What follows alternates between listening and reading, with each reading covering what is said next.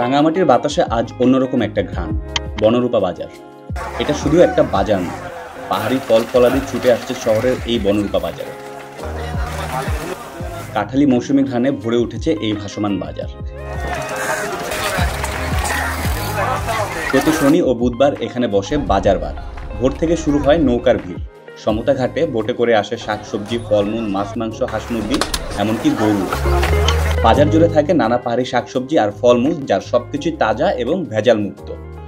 এটা শুধু কেনাবেচার জায়গা না, এটা এক সম্প্রীতির জায়গা। এই পাহাড়ের রং, এই মৌসুমের স্বাদ, সবটাই এক টুকরো বাংলাদেশ।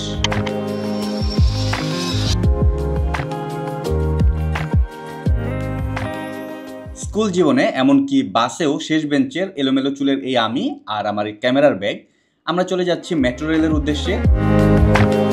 টিকিট কেটে মেট্রো রেলে করে চলে গেলাম সোজা সচিবালয়, আর সেখান থেকে আরেকটি বাসে করে আমরা চলে আসলাম চিটাগাং রোডে। চিটাগাং রোডে কেন আসলাম আর এখান থেকে কেন বাসে উঠবো, এটার গল্প পরে বলবো।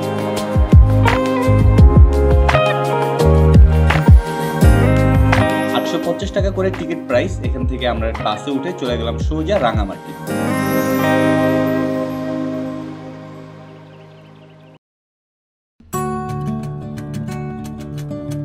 ফজরের আজানের ঠিক পরপরই আমরা রাঙামাটির বনপুরা বাস স্ট্যান্ডে নেমে গেলাম। আমরা মসজিদে ঢুকে গেলাম, একটু রেস্ট নিলাম, এট দ্য সেম টাইম ফজরের নামাজটাও পড়ে নিলাম। আলো হওয়ার পরে আমরা মসজিদ থেকে বের হয়ে গেলাম।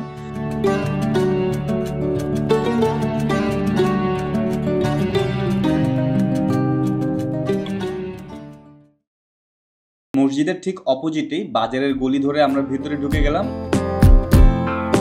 এটা হচ্ছে বনপুরা বাজার, একদমই খালি, এখন পর্যন্ত কোনো ভিড় নেই।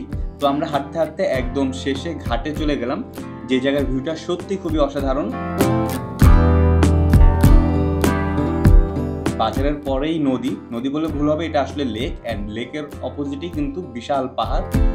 সো পাহাড় আর এই ভাসমান বাজার সব মিলে কিন্তু খুবই সুন্দর একটি ভিউ ছিল। আসসালামু আলাইকুম, সবাই কেমন আছেন? আজকে আমরা চলে এসেছি রাঙামাটির বনপুরায়। তো এখানে আমরা একটি ফটো আঁকে এসেছি এবং এই জায়গাটা খুব সুন্দর। একে তো হচ্ছে পাহাড়ি পরিবেশ, তার মধ্যে হচ্ছে নদী, আর হচ্ছে বোটে করে পাহাড়ের যত ফল ফ্রুট রয়েছে সেগুলো এখানে নিয়ে আসা হয়। বুধবারে বিশেষ করে এখানে যে বাজারটা বসে, হাটবার বলে সেটাকে। আমরা চেষ্টা করবো আজকে এই জায়গাটাকে একটু তুলে ধরতে, পাশাপাশি এখানে আমরা একটা ফটো আঁক করছি। সো দেখি কি করা যায়।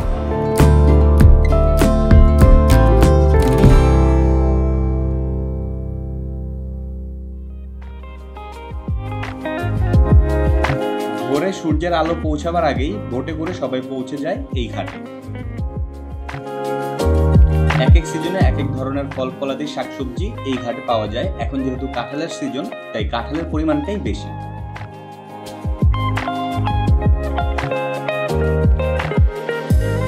তবে এছাড়াও আপনারা এখানে পেয়ে যাবেন কলা, আনারস, শূকরের মাংস, এমনকি গরু। ড্রোন দিয়ে পাখির চোখে এই ভিউটাকে উপভোগ করতে গিয়ে চোখে পড়লো দূরে একটা এলাকায় বৃষ্টি হচ্ছে। এই ধরনের ভিউ কিন্তু নিজের চোখে খুবই কম দেখা যায়।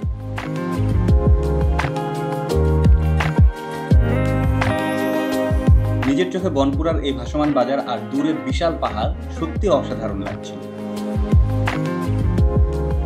এটা তো বিগত অনেক দিন ধরে, এটা তো আমাদের জন্মের আগ থেকে হিসাব করতে গেলে কোন দিক থেকে এই বাজারটা শুরু হয়েছে এটা আমাদের কাছে এতটুকু আইডিয়া না, কারণ এটা হচ্ছে অনেক অনেক আগ থেকে। এখানে স্থানীয় আছে, বয়স হয়েছে, এরকম ওরা বলতে পারবে, এরাও বলতে পারবে এরা কোন দিন থেকে চালু হয়েছে, এটা কখনো কেউ শিওর বলতে পারবে না। এখানে তো কোনো মেডিসিন নেই, কোনো ফল, একদম একটা পাহাড়িরা শ্বাস করে নিজে বাজারে। পুরো পার্বত্য জেলার মধ্যে কতগুলা যে ঘর আছে, 1 লাখ ঘর আছে, তো সবাই ভোট নিয়ে যেখানে বাজার সেখানে। শুধু আজকে এখানে বাজার, এখানে না, এখানে 7 দিনের মধ্যে 7টা বাজার হয়। বনরূপা বাজার, সুবলং বাজার আছে, এটাও সেম এরকমই। বাই দ্য ওয়ে, আমি চেষ্টা করছি ড্রোন ক্যামেরা এবং অ্যাকশন ক্যামেরা দিয়ে এই সুন্দর জায়গাটাকে আপনাদের সামনে তুলে ধরতে, এবং যখন আমি ড্রোন দিয়ে ভিডিও নিয়েছিলাম, অ্যাট দ্য সেম টাইম আমি কিন্তু ড্রোন দিয়ে বেশ কিছু ছবিও তুলে ফেলেছি। যাই হোক, এখন চিন্তা করলাম ড্রোনের পাশাপাশি ক্যামেরা দিয়েও কিছু ছবি তোলার। সো জানি না আসলে কীরকম ছবি হবে, বাট চেষ্টা করছি স্মৃতি হিসেবে কিছু ছবি রেখে দিতে।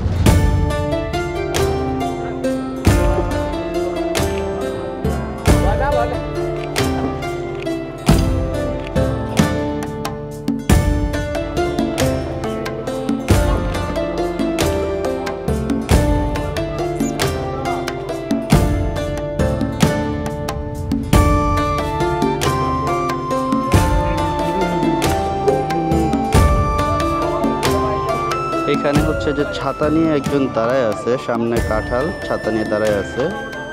তো ওনার কিছু পোর্ট্রেট নিচ্ছি, মোবাইলে ফোন দিচ্ছে। অলসো পেছনে আরেকটা ছাতা আছে, ওইটাকেও রাখছি। তো একটা রিপিটেশন ব্যাপার কিন্তু চলে আসতেছে, চেষ্টা করছি।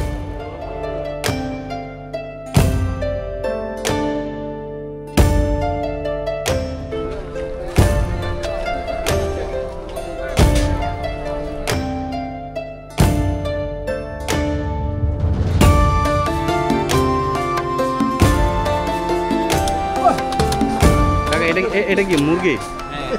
পাহাড়ি মুরগি না? পাহাড়ি নয়, বড় আচ্ছা আচ্ছা, সাদা বিঘা। হ্যাঁ হ্যাঁ।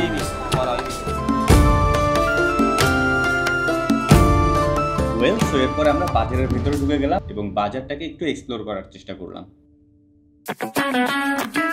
মজার বিষয় হচ্ছে এই বাজারে পাহাড়ি নানা ধরনের ফল ফলাদি বা শাকসবজি রয়েছে, যেটা সচরাচর রেগুলার বাজারগুলোতে দেখা যায় না।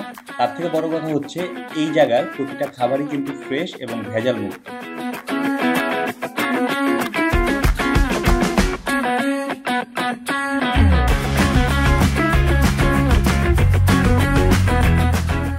ওয়েল, সো আমরা রাঙামাটির বনপুরা বাজারে এসেছিলাম এই ভাসমান বাজারটাকে এক্সপ্লোর করার জন্য, এবং এটা মোটামুটি আমরা 8টা-9টার মধ্যেই শেষ করে ফেলেছি।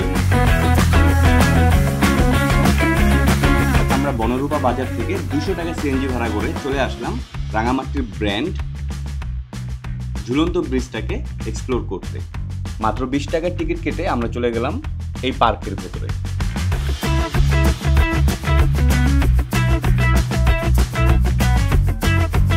এই যে আপনারা দুজন ব্যক্তিকে দেখতে পাচ্ছেন, তন্ময়দা এবং প্রণয় ভাই, যাদের কারণে আমি চিটাগাং রোড থেকে বাসে উঠেছি।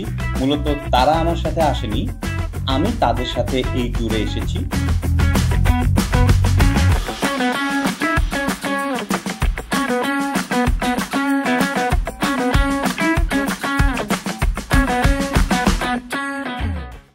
1980-র দশকে নির্মিত রাঙামাটির এই আইকনিক ঝুলন্ত সেতুটি প্রায় 335 ফুট দীর্ঘ, যা হেঁটে পার হতে সময় লাগবে মাত্র কয়েক মিনিট।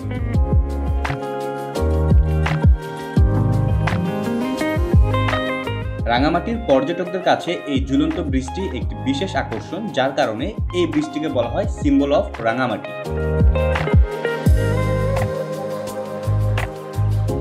এই সেতুটি দেখার জন্য আপনি চাইলে স্থলপথ বা জলপথ যে কোনোটি ব্যবহার করতে পারবেন।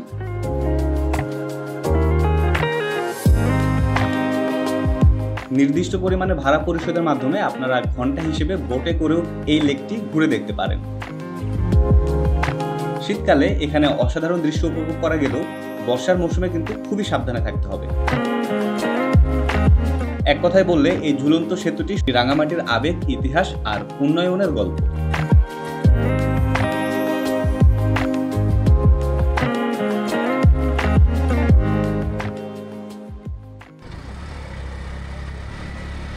ওয়েল, সো এত ঘোরাঘুরির পরেও এখনো কিন্তু দুপুর 12টাও বাজেনি। এর একমাত্র কারণ হচ্ছে আমরা আমাদের দিনটা শুরু করেছিলাম অনেক ভোর থেকে। ইয়েস, ভোর থেকে শুরু করলে আপনি সারাদিনে অনেক কাজই কিন্তু করে ফেলতে পারবেন। তো যাই হোক, এইখানের যে নৈসর্গিক ভিউটা ছিল, পাহাড়ি মাছ দিয়ে বিস্তৃত সুন্দর রাস্তা আর এর বাঘগুলো মন কেড়ে নিচ্ছে। তো আজকের ভ্রমণটি এখানে শেষ করে দিচ্ছি। এরপরে আমরা ঢাকার উদ্দেশ্যে রওনা দেব, এবং আপনাদের উদ্দেশ্যে বলতে চাই, হাতে যদি 1 দিন 2 দিন সময় থাকে, এরকম ছোটখাটো ট্রিপ কিন্তু হয়ে যেতেই পারে।